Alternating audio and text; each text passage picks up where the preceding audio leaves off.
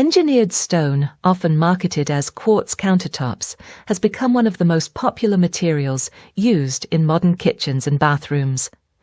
But behind its durability and sleek appearance lies a serious occupational health risk for the workers who fabricate and install it.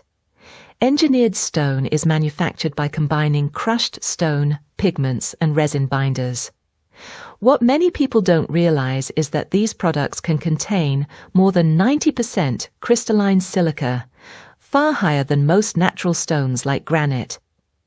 When engineered stone is cut, ground, or polished, it releases extremely fine silica dust into the air.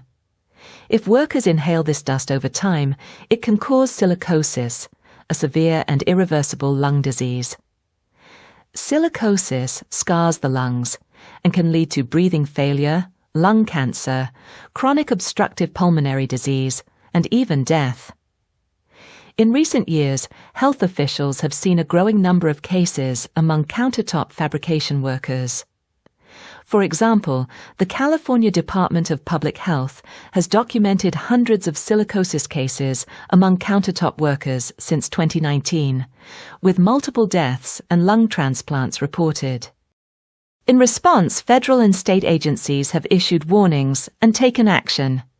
In 2026, the National Institute for Occupational Safety and Health and the Occupational Safety and Health Administration released an updated hazard alert warning employers about silica exposure during the manufacturing and installation of stone countertops.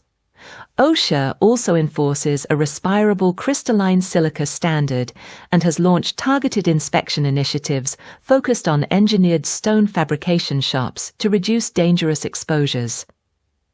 At the state level, public health departments in places like California and Massachusetts have issued health advisories urging medical providers to screen countertop workers for silicosis and report suspected cases.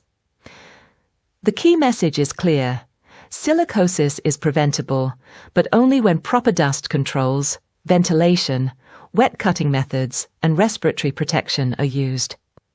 To learn more about this or other environmental health or safety issues, please visit the websites shown on the screen.